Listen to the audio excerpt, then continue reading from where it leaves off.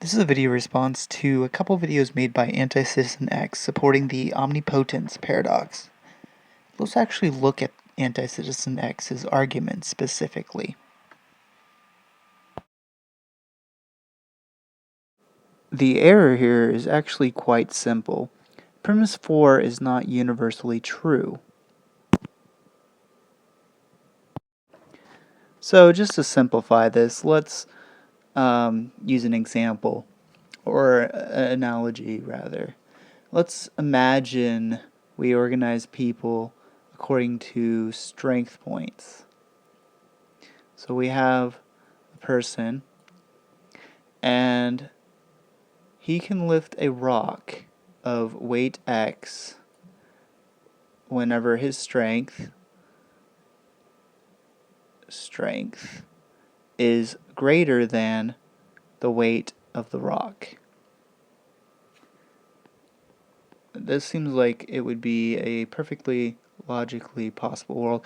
Actually, if we want to define strength as points, it's actually the same as our world. Now, let's go further here.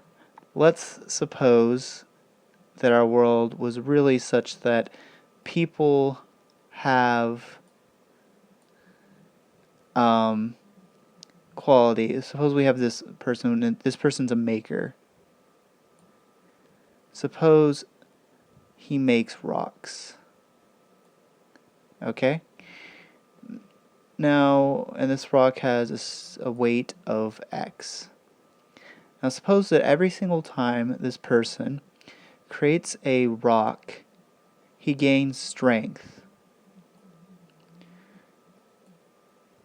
So just by moving it around or chiseling away or however he makes rocks, he gains strength. And every single time he makes rocks, he gains strength, which is equal to X plus 1. No matter what rock he makes, no matter what size, he always gains the strength of X plus 1.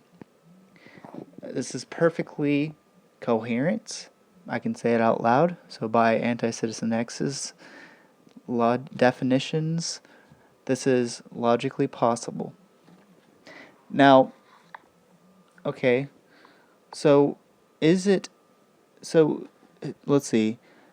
AntiCitizenX's premise 4 states that it is logically possible to create a finite mass of rock that cannot be lifted by its own maker. In this case, is it logically possible to create a mass of rock which cannot be lifted by its own maker?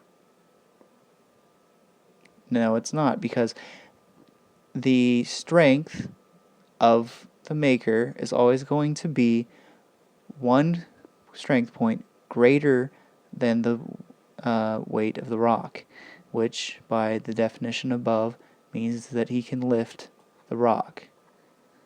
So he can lift this rock.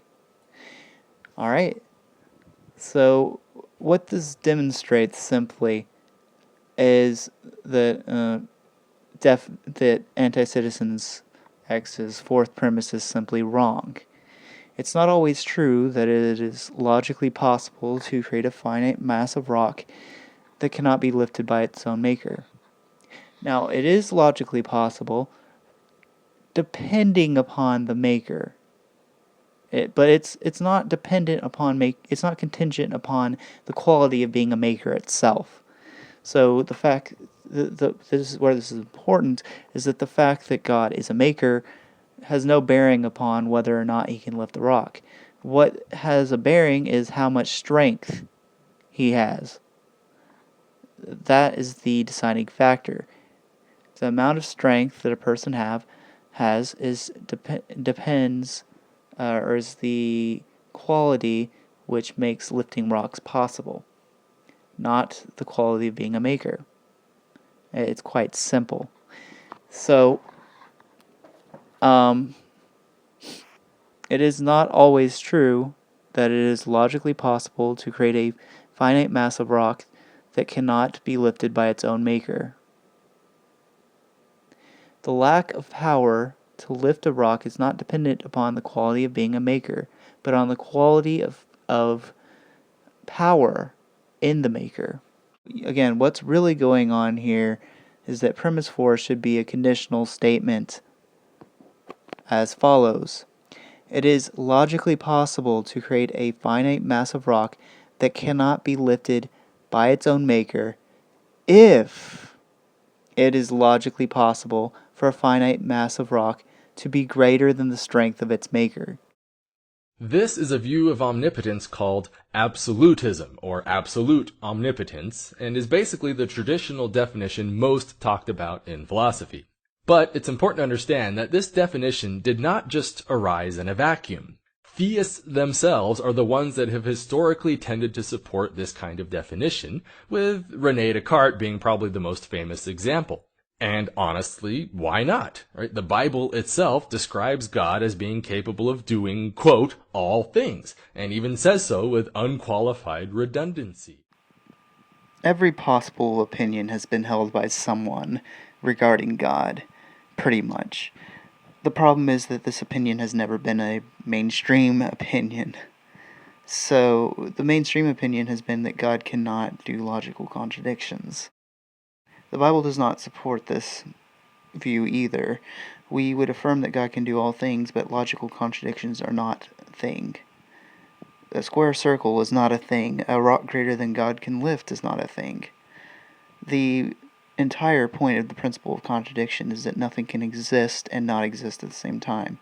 We are not changing our definitions. So it's really kind of weird that right out of the gate, this new definition utterly debunks Christianity itself. Just watch. Premise 1. God can do all that is logically possible. That's the definition of omnipotence. Premise 2. It is logically possible to lie. Right? That's an incorrigible fact. Therefore, premise 3, God can lie. However, premise 4, the Bible says that God cannot lie. Premise 5, therefore, the God of the Bible is not omnipotent. So now what, guys? Is God omnipotent, or is the Bible lying? Actually, if God could lie, then he would not be omnipotent. It's not really within the scope of this video to prove this, but you have to realize anything which is omnipotent is ultimately God. This is because anything which is omnipotent is purely actual. Furthermore, you have to understand that God's intellect and his will is his existence due to divine simplicity. Also, it turns out that God is truth itself. So, God acts through his pure act, which is his existence, his will, and truth itself. It is impossible for God to both act for truth and to lie. I recognize I have not provided enough information to convince anyone here, but I will just have to refer you to these free resources if you wish to learn. It's important to understand that two things can potentially both be logically possible in isolation, but not necessarily possible when joined together in the same set. Either God can create immovable objects or create unstoppable forces, but not both at once. The mere potential of one negates the other. To say God can create an immovable object and an unstoppable force at the same time is the same as to say God can make something exist and not exist at the same time. We have already established God cannot do this. So what's the problem? God can also create an object with the form of a circle or the form of a square, but not both at the same time. Does that mean there is something wrong with omnipotence? You're not really thinking this through. So for example, if we simply replaced God with you, then the paradox immediately vanishes. Yeah, because you are limited in strength, whereas God is all powerful. I mean, it's not that deep.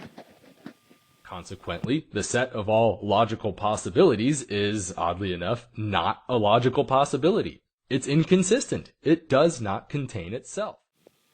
I do not see how the set of all logical possibilities is relevant to God unless you're saying God is the set of all logical possibilities. In this case, it wouldn't be a problem because God is not a possibility. God is a necessity. This is what all theists say. God is necessary being. God exists necessarily. So, again, this is not a problem. So, hopefully, this at least makes some strides towards understanding. I really think this omnipotence paradox is absurd, and I'm surprised anybody takes it seriously. But, whatever. Anyway, thanks for watching.